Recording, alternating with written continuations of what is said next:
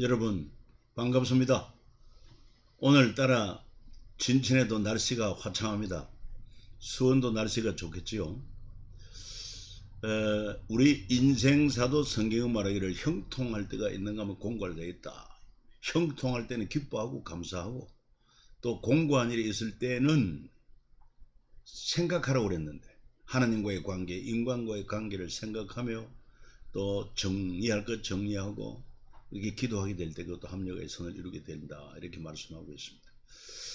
어제 8월 15일은 우리나라 강복 77주년 그리고 건국 74주년을 맞이하는 뜻깊은 날이었습니다.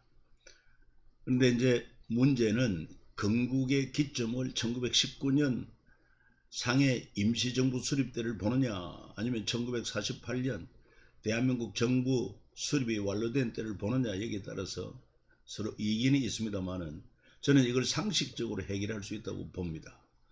뭐냐 하면은 1919년 상해 임시정부 수립 때는 아직 주권의 영토가 회복되지 않았습니다. 앞으로 독립될 것을 가정하고 임시적인 정부를 수립한 것이죠. 우리 자체적으로 말합니다. 그러나 1948년도는 최헌 그 헌법을 제정을 하고 국회의원을 합법적으로 선출을 하고 대통령을 선출을 하고, 그래서 유엔으로부터도 합법 정부로 인정을 받은 그때가 바로 1948년입니다. 뭐 이럼에도 불구하고 논란의 여지 있지만 이런 우리는 상식적으로 이해할 수 있다고 생각합니다. 예컨대 우리의 생일을 어느 날로 기점으로 봅니까? 모태 임신된 날입니까? 아니면 모태로부터 출생한 날입니까? 당연히 출생한 날이죠. 건축도 예를 든다고 하면은 기공식 또는 착공시간 날보다는 법적으로 완전히 완료됐다, 사용해도 좋다는 준공검사가 난 후 준공일이라고 보는 것이 그 건물의 생일이라고 보는 것이 맞지 않겠습니까? 나라의 건국일도 그렇습니다. 온전히 주권, 영토, 국민 이 세 가지 요소가 완전히 회복된 그날을 우리는 건국일로 이렇게 보는 것이 아주 상식적이고 맞다고 생각합니다. 우리 자녀들에게도 혹시 이런 이 얘기를 좀 해줄 수 있으면 좋겠다 생각하면서 생각이 나서 말씀을 드렸습니다. 자, 계속해서 우리는 통성경학교 이어가도록 하겠습니다. 이미 우리는 통성경 길라잡이 과정을 52주간 했고, 그 다음에 십자가, 성경의 핵심인 십자가를 이 얘기를 했고, 그 다음에 하나님의 나라, 특별히 7태력입니다. 모세 5경, 왕정 500년, 페르시아 7권, 중간사 400년, 그리고 사복음서, 사도행전 30년, 공동서신 9권. 이것을 우리가 세 번째로 이렇게 하나님 나라에서 다루었습니다. 그 다음에 네 번째, 오늘부터 시작되는 하나님의 마음은 이 7트랙 안에 20마당이 있었다고 하지 않았습니까? 그 20마당을 통해서 하나님의 마음을 우리가 한번 살펴보자 하는 그런 내용이 되겠습니다. 지난번에 했지만은 복습한다고 생각하고 요약을 한 것이다, 이렇게 얘기하면 되겠습니다. 하나님의 마음, 우리는 겉으로 들려지는 말보다 보이지 않는 그 마음이 더 중요하다는 것을 알 수가 있습니다. 입으로 나오는 말은 또는 글은 좀 이렇게 마음이 숨겨진 그런 말과 글로 나타날 수 있기 때문에 실제 그 마음을 안다는 게 너무 중요합니다. 우리는 하나님의 뜻을 안다고 할 때에 바로 이 성경, 하나님 우리에게 주신 성경을 통해서 하나님의 뜻을 헤아리는데, 그 말씀 가운데서도 특별히 이 말씀을 주신 하나님의 마음이 어떤 마음인가, 성경을 우리에게 주신 하나님의 마음은 어떤 마음인가, 이거 헤아리는 것이 매우 중요한 것입니다. 하나님께서 이새의 아들 다윗을 만나니 내 마음이 합한 자다, 이렇게 말씀한 것을 우리가 생각해 보면서, 그리고 다윗에게 어떤 복을 주십니까? 네 나라를 내가 견고하게 하고 네 후손이 대를 이어서 이 나라의 왕위를 이어가도록 하겠다. 엄청난 복을 주십니다. 그래서 마음을 이해하는 것, 마음을 우리가 바르게 깨닫는 것 매우 중요합니다. 자, 그래서 하나님 마음은 이 서무마당인데 오늘은 하나님 마음 열방을 향한 꿈, 이 창세기부터 출애굽기 레위기까지 내용이 되겠고, 그래서 24가까지 이렇게 서무마당을 우리가 공부하게 된다 이해하면 좋겠습니다. 자, 그러면 15가 하나님의 마음 열방을 향한 꿈, 창세기 중심으로 하나님의 마음 열방을 향한 꿈, 제사장 나로서의 꿈은 출애굽기 레위기 이렇게 시작하고 있다 하는 것입니다. 우리가 이 도표를 보면 하나님의 마음 표현을 3단계 공식으로 한번 정리할 수 있다고 보는데, 1단계는 직접 표현, 간접 표현, 역설적 표현 이렇게 볼 수 있습니다. 너무나 쉽게 이해할 수 있겠죠. 그 다음에 2단계 가면은 하나님의 기쁨, 하나님의 슬픔 이렇게도 하나님 마음을 표현한 것을 읽을 수 있어야 되고, 3단계 들어가면은 꿈과 눈물, 지혜와 노래, 용기와 하나됨, 온유와 겸손, 기다림 이런 것들을 통해서 하나님의 마음을 읽을 수 있어야 되겠다는 것입니다. 뭐 이런 꿈, 눈물, 지혜, 노래, 용기, 하나됨, 기다림 다 마음에서 시작되기 때문이다. 특별히 우리는 온유하고 겸손하신 예수님의 마음을 닮아야 되질 않겠습니까? 잠시 우리가 생각을 해보면 나는 얼마나 주님의 온유와 겸손을 닮아가고 있는가. 부족한 게 있으면 주님 앞에 고백하고 정말 주님의 온유와 겸손을 닮아가도록 우리가 힘써야 될 것입니다.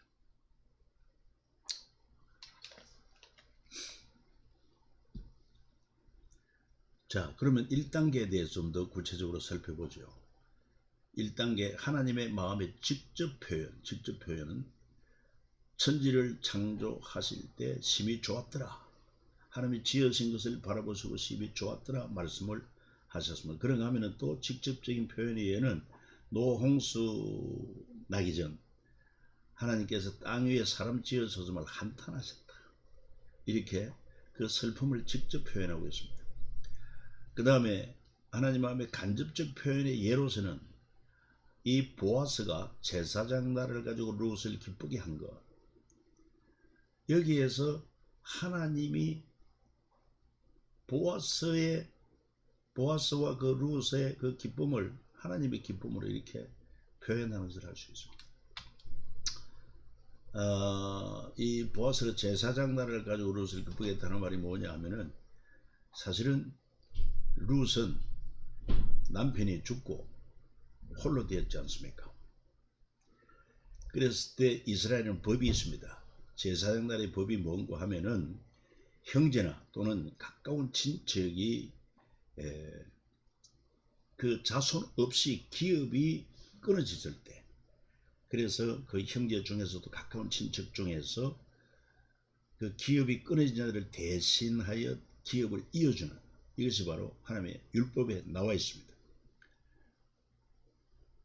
그러니까 이 룻의 남편 기론이 자식 없이 죽었기 때문에, 그래서 그 가까운 친척이 그 기업을 물어야 되는데 이 보아스가 기꺼이 제사장 나라 법, 하나님 나라 법대로 그렇게 해서 룻을 기쁘게 하죠.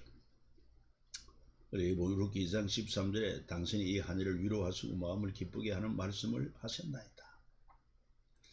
이 룻의 기쁨을 하나님의 기쁨으로 제사장 나라를 추구하는 그 보아스를 통해서 하나님의 기쁨을 표현하고 있다.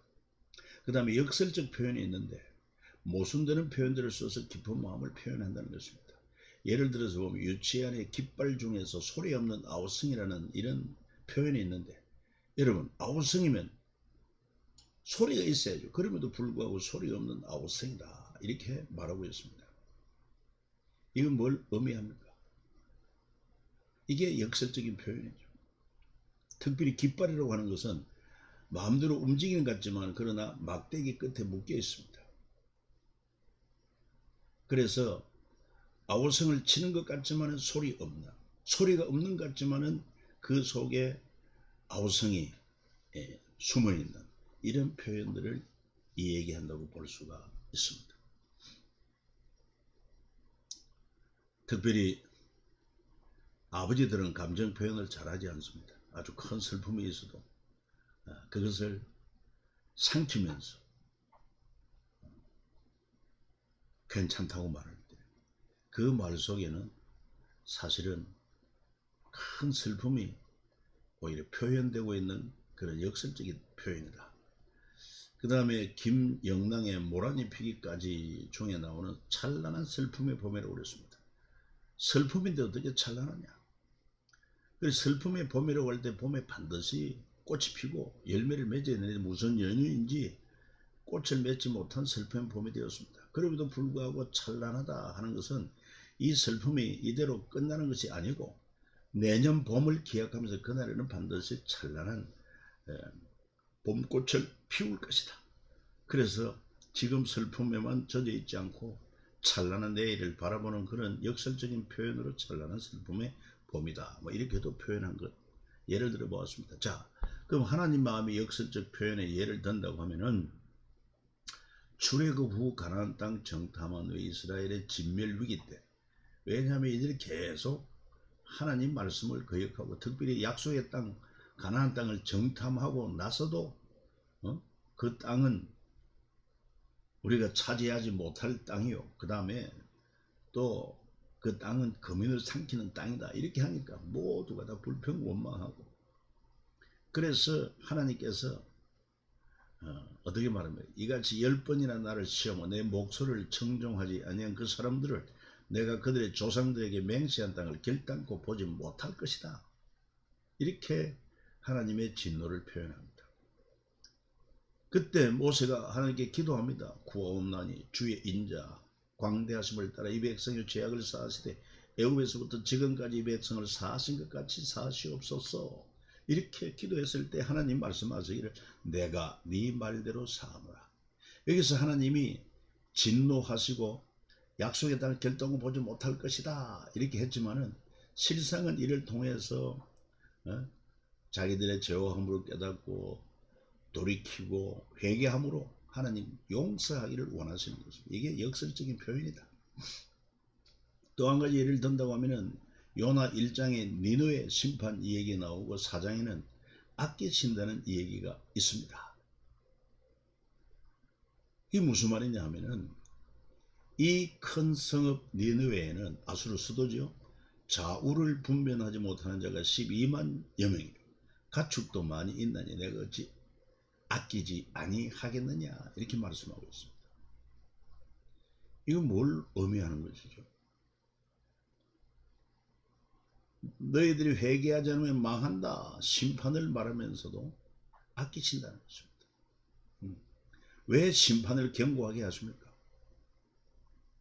저들이 경고를 듣고 회개하고 돌아오기 원하시기 때문에, 아끼시기 때문에 하나님께서 이렇게 역설적인 표현을 하고 계신다. 그 다음에 2단계는 하나님의 기쁨과 하나님의 슬픔을 이렇게 표현하고 있는데, 하나님의 기쁨이라고 하는 것은 천지 창조 그 만드신 것을 보시고 심히 좋았더라 이렇게 표현한 것입니다. 그 다음에 또 인간과의 동력 또한 하나님의 기쁜 꿈이었습니다. 그러니까 인간을 통해서 교제하며 그 인간을 통해 하나님의 뜻을 알게 하고 제사장 나라를 삼으시고 하나님의 그 꿈을 이루어가기를 기뻐하신 것입니다. 그런가 하면 하나님의 슬픔도 뚜렷이 기록되어 있습니다. 노아 홍수 직접 표현된 하나님의 슬픔이라고 할 수 있습니다. 40주야로 내린 비는 하나님의 슬픔의 눈물, 온 땅을 덮은 홍수는 하나님의 슬픔의 눈물의 모임이라고 볼 수 있을 만큼 하나님이 슬퍼하십니다. 그런가 하면 사무엘의 슬픔, 간접 표현된 하나님의 슬픔이라 볼 수 있습니다. 뭐냐면은 이스라엘 백성이 우리도 이방 나라처럼 왕을 세워달라고 요청합니다. 그래서 하나님의 선지자 사무엘은 이런 이스라엘 백성이 참으로 보이지 않지만 우리의 영원한 왕 대신 하나님보다도 세상 이방처럼 왕을 요구하는 것을 듣고는 슬퍼합니다. 이 사무엘의 슬픔이 바로 간접 표현한 하나님의 슬픔이라고 봅니다. 그 다음에 하나님은 직접 하나님의 슬픔을 얘기한 것이 뭐냐면 바로 사무엘상 8장 7절에 한번 읽어봅니다. 그들이 너를 버리면 아니요 나를 버려 자기들의 왕이 되지 못하게 함이니라. 그러니까 이 사무엘의 슬픔을 통해서 하나님의 간접된 슬픔을 표현하고 직접적으로는 그들이 나를 버려 자기들의 왕이 되지 못하게 합니다. 하나님의 직접적 슬픔을 나타내고 있다는 것이죠. 그리고는 출애굽기에 보면은 올리압과 보살렐에게 지혜와 총명을 주어서 성막 제작하게 하고 완성을 했을 때 그 지혜와 명철 총명 주심을 하나님이 기쁨으로 간접 표현하고 있습니다. 그러니 하나님께서 이들에게 그 지혜와 총명을 주셔서 하나님이 원하시는 구도대로 그 성막을 제작하고 완공을 했을 때 하나님이 기뻐하십니다. 그 지혜를 하나님의 기쁨으로 간접 표현하고 있다. 그 다음에 미리암의 노래에 있어서 노래를 하나님의 기쁨으로 간접 표현하고 있다. 미리암의 노래라고 하면은 바로 이스라엘이 홍해를 건넌 후, 그러니까 뒤쫓던 애굽의 군대들이 다 홍해에 수장되고 저들이 홍해에서 빠져 죽을 수밖에 없고 아니면은 애국 군대의 추격으로 다 몰살당할 수밖에 없는 가운데서 홍해가 갈라지고 저들이 다 구원을 받은 후에 미리암의 노래를 불렀습니다. 그 노래 또한 하나님의 기쁨으로 간접 표현된 것이다. 이 택한 백성이 구원 얻은 것, 그것이 또 하나님의 기쁨으로 이 미리암의 노래를 통해서 하나님의 기쁨을 표현하고 있다. 예레미야의 노래, 예레미야 애가죠. 그 애가를 하나님의 슬픔으로 간접 표현하고 있습니다. 예레미야 때 예레미야 애가에 보면은 그 남은 남유다가 결국 하나님을 거역하고 또 우상을 숭배한 그 죄악 돌이키지 아니함으로 하나님이 예레미야를 통해서 말씀하신 대로 바벨론의 침략을 당하고 그리고 성이 함락되고 성전이 불타고 그리고는 거리에는 유력자들은 다 붙잡히고 그리고 칼에 죽은 자들이 거리에 엎드려져 있고 이런 그 예루살렘 황폐한 거리를 거니면서 슬픔의 노래를 지었습니다. 이게 바로 하나님의 슬픔을 간접적으로 표현한 것이다. 이렇게 우리가 볼 수 있어야 된다는 이 얘기입니다. 그 다음에 여호수아의 그 용기를 하나님의 기쁨으로 간접 표현한 것이다. 여호수아 갈렙 누굽니까? 저들은요 12정탐꾼 중에 40일 정탐하고 가나안 땅을 정탐하고 돌아와서 나머지 10명들은 다 그 땅에는 아낙 자손 대장부들이 거하고 우리가 그 땅을 차지할 수 없을 것이며 또한 그 땅은 금연을 삼키는 악한 땅이라 그랬을 때 여호수아와 갈렙은 그들을 진정시키고 오히려 뭐라고 말 그들 우리의 밥이다. 우리가 고돌아서 그 땅을 지하자 능히 이기리라. 그 여호수아의 용기 하나님의 기쁨으로 간접 표현되고 있다는 것입니다. 이런 용기를 하나님이 기뻐한다는 거죠. 또 골리앗과 싸운 다윗의 용기 이런 용기를 통해서 하나님의 기쁨을 간접 표현하고 있습니다. 블레셋 용사 골리앗이 그인 아닙니까? 이스라엘 군대를 향하여 싸움을 돕으면서 용기 있으면 나와 한판 싸워서 승부를 가리자 했을 때 이 거인 골리앗 앞에 이스라엘 군사가 다 두려워 떨었습니다. 그때 목동 다윗 혜성처럼 나타나서 저 할례도 받지 않은 개와 같은 이방인들이 무시간데 하나님의 군대를 모욕하고 하나님의 군대는 무 때문에 저런 자들의 모욕을 당하고도 가만히 있느냐. 나를 보내주면 내가 저자의 목을 치겠다. 이 얘기가 사울 왕에게 들어갔고 사울 왕이 그를 기뻐하여 자기 갑옷을 입히고 자기의 보금을 들려주었지만은 원래 이 사울은요 보통 사람보다 한 뼘이나 키가 더 큰데 다윗은 아직 어린 목동입니다. 값이 맞지 않습니다. 복음이 무겁습니다. 오히려 목동 그 자체 물맷돌을 가지고 지팡이 가지고 나가지 않습니까? 그때 이 대적 골리앗이 다윗을 보고 너는 나를 개로 여기느냐? 막대기 들고 왔느냐? 내가 너를 오늘 쳐서 새들의 밥이 되게 하겠다. 그 목소리들도 얼마나 크겠습니까? 그 덩치와 목소리 앞에 얼마나 쫄리겠습니까? 그러나 다윗은 쫄지 않았습니다. 오히려 너는 칼과 창과 단창으로 내게 나오지만 나는 네가 모욕하는 이스라엘 군대에 살아계신 만군의 여호와의 이름으로 네게 나아간다. 그 용기를 용기 있는 고백, 용기 있는 행동을 통해서 하나님의 기쁨을 간접적으로 표현하고 있는 것입니다. 여러분, 우리도 이런 믿음의 용기를 가질 때 하나님이 얼마나 기뻐하는지 몰라요. 그 다음에 다윗과 요나단의 하나됨. 사실 다윗이 이 골리앗을 물리치고 군대 장관이 되고 온 백성에게 칭찬을 받고 많은 백성이 다윗을 지지하고 할 때 요나단은 사울 왕의 아들로서 어쩌면 시기할 수 있습니다. 사실 아버지 사울은 이 다윗을 시기하고 이놈 때문에 아들 요나단이 왕위를 이어받는데 지장이 될 줄 다윗을 죽일까지 했습니다만 요나단의 생각이 달랐습니다. 이 다윗의 중심을 알고 정말 형제보다 어느 친구보다 오히려 이성적인 친구보다 더 깊은 그런 사랑의 관계로 하나가 됩니다. 이처럼 하나님의 마음의 하나됨을 간접적으로 표현하고 있는 것이 이 다윗과 요나단의 관계를 통해서 보여주고 있다는 것입니다. 그처럼 우리 그리스도인들은 우리 믿는 자의 가정이나 우리 믿는 교회 공동체나 하나 되는 것을 하나님이 그렇게 기뻐한다는 것을 알고 우리가 하나 되는 데 힘써야 됩니다. 또 요한복음 15장에 예수님이 나는 포도나무에 너희는 가지라 이렇게 말씀했을 때 예수님의 하나됨의 마음을 직접 표현하고 있는 것입니다. 아버지와 나는 하나다 말한 것처럼 나는 포도나무 너희는 가지, 그 제자 우리를 향하여 이처럼 하나님과 하나됨, 주님과 하나됨, 그리고 더 나아가서 우리 지체들 성도들과 하나됨 기뻐하는 하나님의 표현인 것입니다. 그 다음에 또 나는 마음이 온유하고 겸손하니 나의 멍에를 먹이 너희 배우라 했을 때 온유한 마음의 직접 표현. 우리 주님은 참으로 온유한 마음을 가지고 있습니다. 겸손한 마음도 있습니다.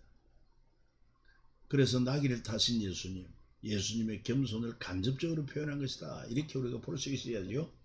그래서 하나님 자신의 그 온유와 겸손의 마음을 직접적으로 이렇게 말씀으로 표현하게 됐지만, 그러나 예루살렘 성에 입성할 때 나귀 새끼를 탄 것은 바로 예수님의 겸손을 간접적으로 표현한 것이다. 아브라함 때부터 제사장 나라 실현을 위해서 500여 년을 기다리신 하나님. 그러니까 아브라함 때 네 후손이 큰 민족을 이룰 것이다. 그리고는 결국 그 민족을 통해서 제사장 나라를 이룰 것이다. 그래서 얼마나 기다리시느냐. 아브라함의 후손 이삭의 아들 야곱의 12아들 가운데 요셉이 애굽에 가고, 그리고는 흉년으로 말미암아 요셉의 애굽의 총리가 되어서 온 식구들을 다 초청해가지고 약 430여 년 기다리고 모세가 태어나게 하고, 그래서 모세가 80이 되었을 때 하나님께서는 모세를 통해 이스라엘을 이끌어냅니다. 제사장 나라를 세우고. 얼마나 오래 기다리시는지 모르겠어요. 오래 기다리시는 하나님. 그리고 가나안 정탐 후 저들이 하나님의 뜻을 거역하지 않습니까? 하나님의 약속을 믿지 않았습니까? 그래서 진멸을 당할 위기에서 모세의 기도를 듣고, 그리고는 모세와 함께 또 40년 광야 생활까지 기다리신 하나님. 기다리시는 하나님의 마음도 우리가 이해할 수 있어야 됩니다. 특별히 우리 주님의 재림. 어떤 사람은 재림이 없다, 재림이 더디다 하지만 주께서는 하루가 1000년 같고 1000년이 하루 같다, 이 한 가지 잊지 말라고 말씀하고 있습니다. 왜? 나 같은 죄인이 구원받기를 원하는 하나님의 오래 참고 기다리십니다. 그러나 마침내 내가 진실로 속히 오리라. 오래 참으면서도 속히 오리라고 말씀하십니다. 어떻게 보면 역설적인 표현이 들어갔습니다만 회개할 사람 한 사람을 하나님 백성으로 기다리시는 하나님의 마음을 읽을 수 있어야 됩니다. 그래서 우리는 통성경 노래 이 하나님의 온 20마당을 다시 한번 노래로 부르면서 표현해 보면 좋겠습니다. 하나님의 마음 열방을 향한 꿈 만나 세대 신앙계에선 전여한 모범 마음과 지혜 사랑해 줄 사명해 줄 절망 앞에선 희망 징계 희망의 디딤돌 재그은 공동체 어떻게와 이렇게 사이 기쁨 위한 탄생 한 영혼 사랑 용서를 향한 열정 영광과 평화로의 초대 열리는 제자시대 경계를 넘어선 복음의 확장 준비된 멸류가 남겨진 부탁 선한 싸움을 위한 편지 미리 받은 승리의 노래. 그렇습니다. 하나님의 마음 창조 때 좋아하시는 하나님의 마음 홍수 심판 때 아픈 하나님의 마음 이런 마음을 우리 창세기를 통해서 읽을 수 있어야 할 것이다. 특별히 7일 제도 여섯동이라고 해요. 7째 날 안식하라. 그러니까 안식하는 것을 여섯 동안 힘써 일하는 걸 기뻐하시는가 하면은 또 안식하는 것을 기뻐하십니다. 예. 그런가 하면은 참 한탄하고 근심도 하십니다. 지면에서 썰어버리겠다. 얼마나 하나님이 탄식이고 결국은 40주야로 비가 내리고 그 물이 온 천지를 덮었던 홍수가 되므로 하나님의 슬픔의 눈물이다. 이렇게 우리가 하나님의 마음을 참 깨뚫을 수 있는 그런 은혜를 달라고 기도가 필요하지 않겠습니까? 그리고 창조 때 하나님이 지으신 모든 보시니 보시기에 심히 좋았더라. 심히 좋았더라. 심히 좋아하시는 하나님의 마음. 그런가 하면 또한 홍수전에 사람의 죄악이 세상에 가득하고 그 마음으로 생각하는 모든 게 항상 악할 뿐임을 보시고 사람 지어서슴을 한탄하고 마음에 근심하시고 진노하셔서 내가 지면에서 썰어버리듯 사람부터 가축이 기는 그 공중의 새까지 그리하니 이는 내가 그것들을 지었음을 한탄한다. 슬퍼하시고 한탄하시고 진노하시는 하나님 마음을 깊이 헤아려야 돼요. 그런 가운데 또 하나님은 열방을 향한 꿈을 성경을 통해서 보여주십니다. 홍수, 아브라함, 그리고 이삭, 야곱의 12아들을 통해서 결국은 레위 지파에서 모세가 태어나고 그 약 아브라함부터 모세를 부를 때까지 430년 이런 세월이 지났어. 하나님은 열방을 위한 제사장 나라 꿈을 꾸시는 하나님의 마음을 우리가 출애굽기 레위기를 통해서 읽어야 한다는 것입니다. 하나님은 단순히 이스라엘의 하나님은 아닙니다. 그 이스라엘 한 아브라함을 택하시고 그 민족을 만드시고 이스라엘 민족을 택하셔서 세계 열방을 하나님께로 돌아오게 하는 제사장 나라. 제사장이라고 하는 것은 다리 놓는 사람들, 관계를 이어주는 사람. 그러니까 우리 모든 사람 아담 이후 다 범죄한 죄인이기 때문에 하나님 앞에 나갈 수가 없어요. 그 죄로 말미암아 하나님 심판을 받고 멸망할 수밖에 없어요. 그럼에도 불구하고 하나님은 죄인이 하나님께로 돌아올 수 있도록 구약시대는 어떻게 합니까? 율법을 주어서 죄를 깨닫게 하고 그리고는 그 죄는 죄값은 사망인데 그 죄값을 용서받게 하기 위하여 성전을 건축하게 하고 거기서 제사를 드림으로 희생제사를 드림으로 우리 죄를 용서하시는 이것은 제사장 나라는 어떻게 보면 하나의 이제 모형이라고 하면 실체는 바로 예수 그리스도를 통해서 우리 죄를 속하는데 짐승의 피가 아닌 흠도 점도 없는 완전하신 무죄하신 예수 그리스도의 그 몸을 찢고 피를 흘려 주심으로 그 십자가에서 못 박혀 죽으심으로 우리 죄를 단번에 속하시고, 그리고 이제 누구든지 이 예수를 구주로 믿으면 죄사함 받고 하나님의 자녀되고 죄 때문에 잃어버린 천국과 영생을 회복하는 이 놀라운 기쁜 소식을 교회를 지으시고 세우시고 그 교회를 통해서 만방의 복음을 전가하게 함으로 말미암아 하나님의 나라를 이루기 원하시는 하나님 마음을 우리가 읽을 수 있어야 되겠다. 특별히 열방을 행한 꿈에 있어서 출애굽 전 출애굽 후, 그러니까 출애굽 전에는 제국의 학대로 이스라엘의 마음이 상합니다. 이건 또 하나님의 마음이 상한 것을 우리가 이해할 수 있습니다. 그리고 제사장 나라 꿈을 기쁜 마음으로 받아. 이게 이제 이 성경 구절에 나오죠. 모세가 같이 이스라엘 자손에게 전하는 그들의 마음의 상함과 가혹한 도역으로 말미암아 모세 말을 듣지 아니하더라.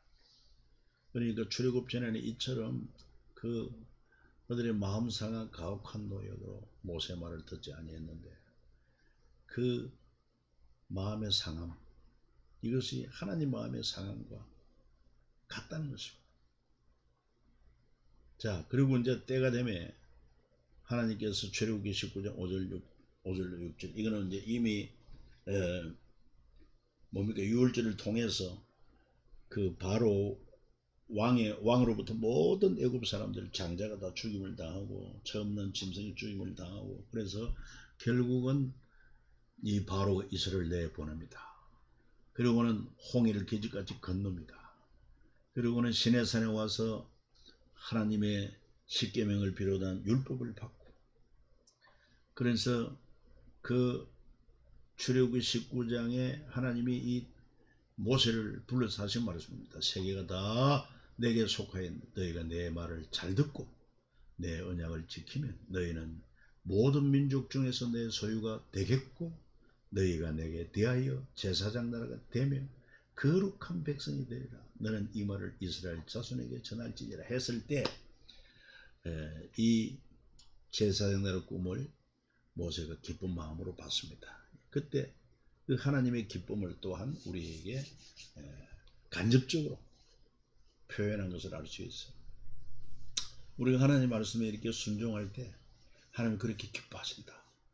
또 하나님이 나와 함께 계심을 믿고 정말 믿음으로 우리 주님을 이름을 부르고 또 주님을 의지하여 기도하고 그 주님의 말씀대로 순종하여 사는 이런 삶을 하나님이 참으로 기뻐하신다고는 그 좀 실제적인 하나님의 임재와 그 감정을, 기뻐하는 감정을 여러분 누리면서 우리가 이렇게 신앙생활을 할 때 더욱더 생생한 신앙생활이 될 수 있지 않겠는가. 자, 그러면서도 이 레위기서를 통해서는 제사장 나라 경영과 멀어질 경우 하나님은 3단계 징계를 내리신다. 이미 레위기를 통해서 구체적인 하나님의 율법 언약을 주지 않았습니까? 그 언약대로 잘 지키면은 하나님이 복을 주시고 번성케 하고 하지만은, 그러나 제사장 나라 백성답지 못하면은 1단계 징계는 흉년으로 징계한다는 것입니다. 땅이 소산을 내지 않고 또 나무 열매가 없는 흉년을 통해서 하나님이 징계한다는 것입니다. 그래도 깨닫지 못하고 회개하지 않으면 2단계 징계로 이방 나라의 침략을 받았어. 모든 수고한 열매들을 다 수탈당하고 약탈당하고 빼앗기는 것입니다. 그럼에도 불구하고 깨닫지 못하면 결국 3단계 징계로는 그냥 이방의 침략을 받을 뿐만 아니라 다 그냥 포로로 잡혀가고 망한다는 것입니다. 이게 레위기 26장 34절 말씀에 기록되어 있어요. 여러분들이 한번 성경도 직접 찾아보면서 읽으시면 좋겠습니다. 제사장 나라, 하나님은 이스라엘 택하여 이런 제사와 절기와 명절을 주시고 율법을 지킴으로 말미암아 하나님의 용서, 이웃과 나눔, 민족의 평화, 이런 아름다운 향기가 제사날 향기가 온 세상 열방에 퍼지기를 원했던 것입니다. 제사 5가지 제사, 번제, 소제, 화목제, 속제제, 속건제, 레위기 1장부터 5장까지 쭉 나오는 내용 아닙니까? 그런가 하면은 또한 하나님께서 안식일, 안식년, 희년 이러한 또 절기와 명절도 주십니다. 그리고는 기념해야 할 그런 절기, 애굽에서 해방된 그 유월절, 어린 양의 피로 구속받은 거 잊지 말고, 그 다음에 초막절, 아니 칠칠절, 오순절이라고 하죠. 이제 보리를 추수하고 하나님 앞에 감사하는 그런 절기, 초막절, 1년의 농사를 다 짓고 그리고 감사하는 절기, 이렇게도 생각할 수 있습니다. 아무튼 지금도 하나님은 우리를 통해서 빛과 소금의 삶을 통하여 하나님의 영광이 더 높아지기를 원하시는 그 마음을 마음에 담고 어떻게 하면 하나님을 기쁘시게 할 수 있을까, 이렇게 살아가는 저와 여러분 되었으면 좋겠습니다. 오늘 여기서 마칩니다. 수고하셨습니다. 감사합니다.